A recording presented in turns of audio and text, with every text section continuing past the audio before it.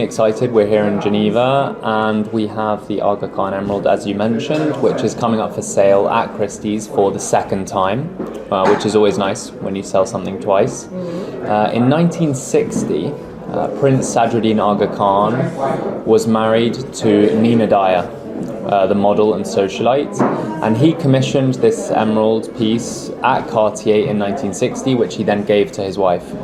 She passed away very sadly in 1965, and in 1969 Christie's were given the opportunity to sell the collection of Nina Dyer. At that time we only had a sale room in London, so Christie's were looking to see where we could sell this collection, which was based outside of the UK, and we considered opening an office in Basel. We very nearly opened an office in Zurich. To sell this store? To open an office. We didn't have an office in Geneva at that time. For the collection of Nina Dyer. So it was a great collection. It wasn't just this emerald. There was a variety of great jewellery by all the famous houses. And we did not have an office in which to sell it. We did not have a sale room outside of the UK. So in the end, they thought that Geneva was the best location, the most associated with luxury, and we opened an office here. And the inaugural sale we had was in 1969, including the jewels of the late Nina Dyer. This is how it started in Genève. That was the first sale 55 years ago. At that time, we thought maybe we would do one sale just for the Nina Dyer emerald. And in fact, it was such a big success, they said, let's do another one next year. And then it started snowballing, and we still have the office here 55 years later. We were in the old town, and now we moved just next to the Four Seasons here. So it's been a long and successful history of sales in Geneva. And 55 years later, we have the opportunity to sell this stone again. At that time, it sold for 900,000 Swiss francs, which, believe it or not, was only 75,000 US dollars. So that's back in 1969.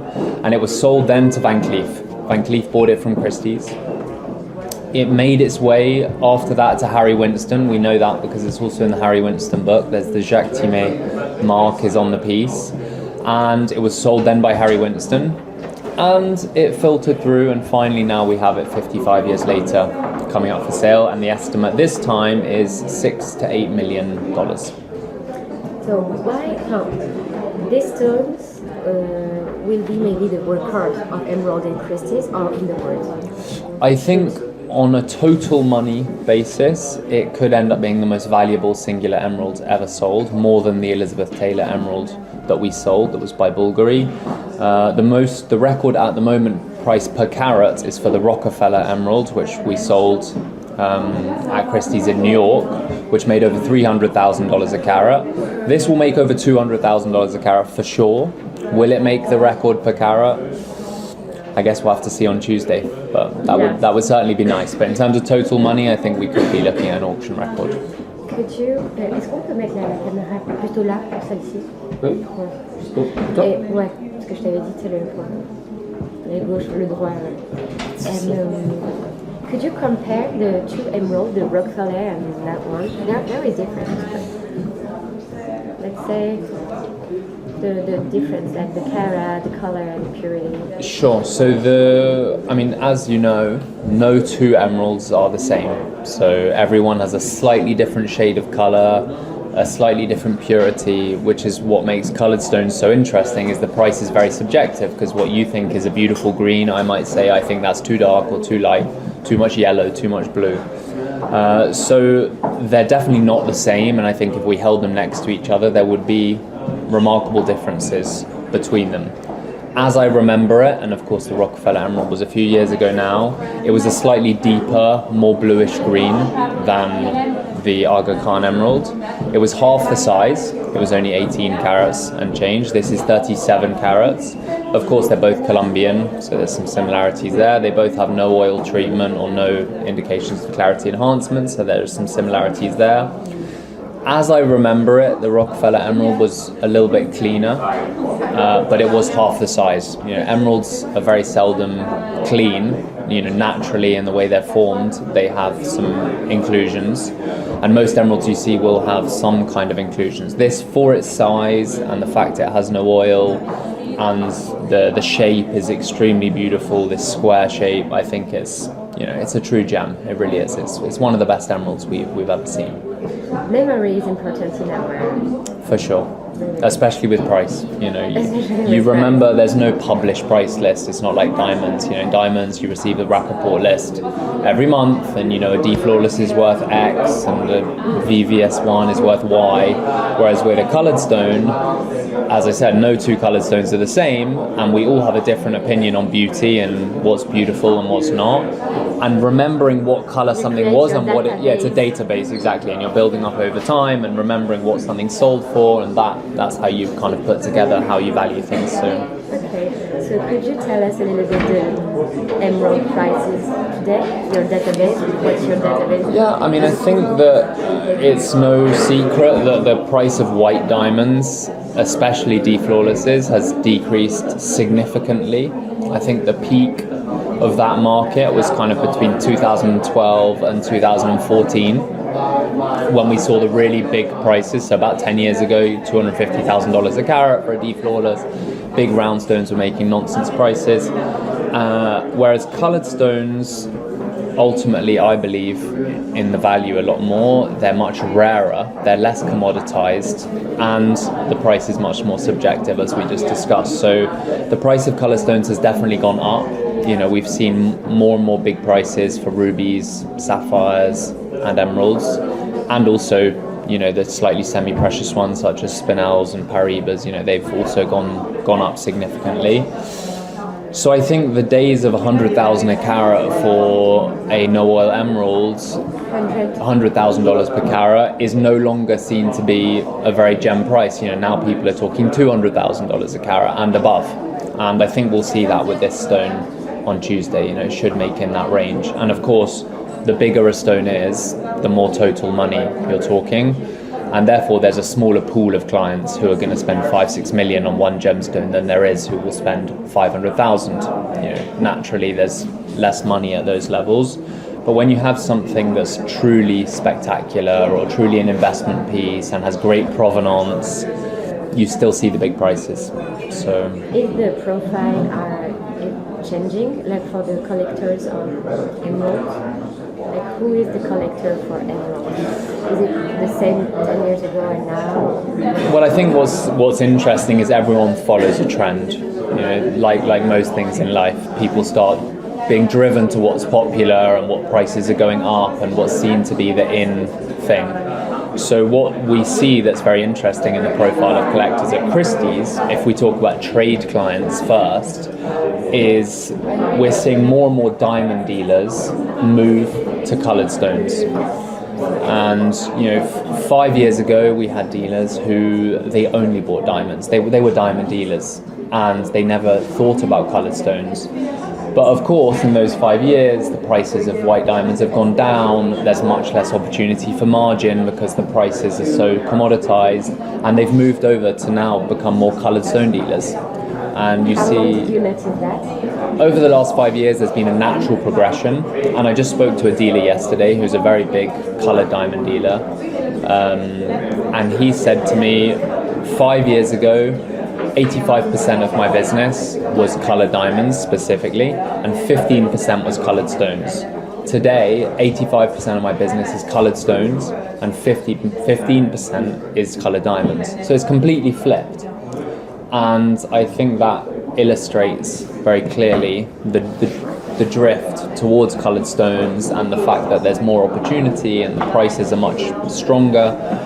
And I like to think of auctions, maybe not everyone would appreciate me saying this, but I like to think of auctions as a bit of a market maker in the jewellery world. When things start making big prices at auction, be it for an emerald, a cashmere sapphire, people move towards that. They set the prices of quite a few things that sell in the market, and I think that's an important role that auction houses play in the jewellery business. So private clients, also notice these shifts in what's going for 5 times the estimate and what they're seeing more of in auction and what people start buying. And no coincidence, now they're also very interested in coloured stones, and they push the prices even more. So everything kind of builds one on top of the other, and I think there's so much illusion in this business. Yeah, the business is built on illusion and what's valuable and what's not. And what are the biggest illusions people have?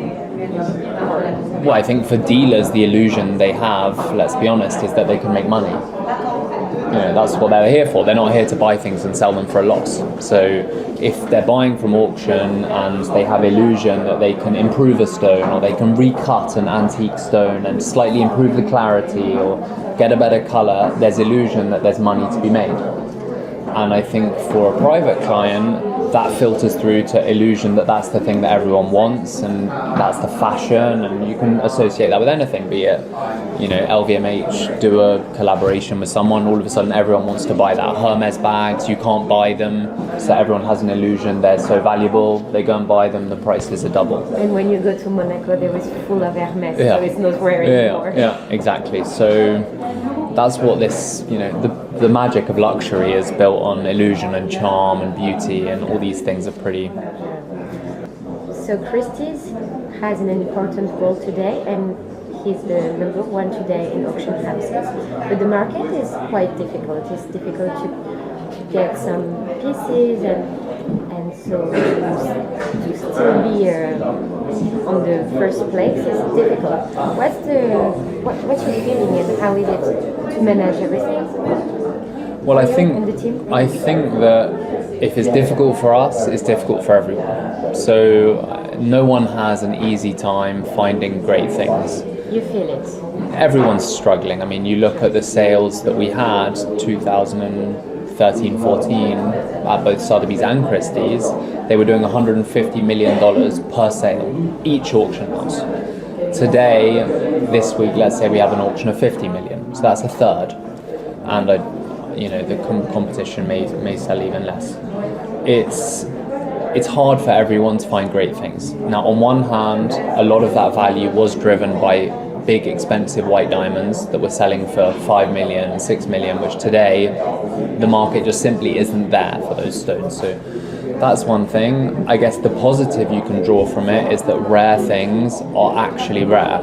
If we could just produce 25 Aga Khan Emeralds in an auction, they wouldn't be worth $6-7 million each, because everyone would say, well, they're not rare, so there's no market. So on one hand, it's great, because when rare things do come up for sale, the prices go very high and the market looks very strong. On the other hand, I think people were spoiled for so long that everywhere there seemed to be so many great goods coming up for sale the whole time, and it was like a fountain of beautiful stuff, which was amazing, but unfortunately the reality is they are rare, and some of them have been sucked up into the market through private hands and everything, and they're no longer for sale. So I mean, it's a balance, isn't it? But certainly the market is tough. It's not like, for example, the diamond dealers are not willing to scam. They don't want to sell their diamond at this price. They don't want to sell for a loss, so they've moved to become coloured stone dealers instead.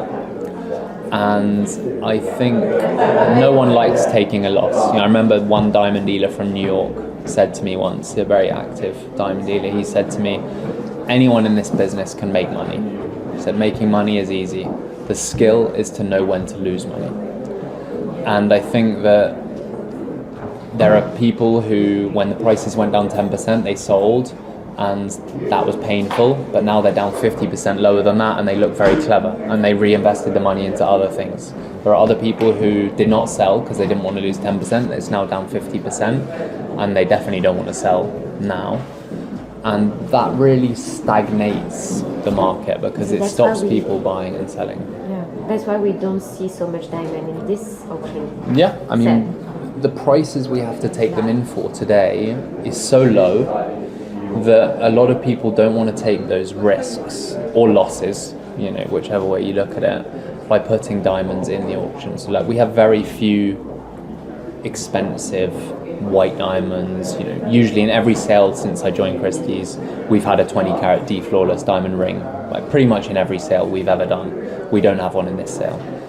and I think that speaks volumes as to what people are buying, what people want to sell at this time. But I believe in rare. I believe in rare things. I believe in beautiful things. I think beautiful things will continue to find buyers. And the auction will be on Tuesday? Tuesday, 3 p.m. Tuesday, 55 years after the first sale. Maybe a new record. Hopefully a new record, with your support.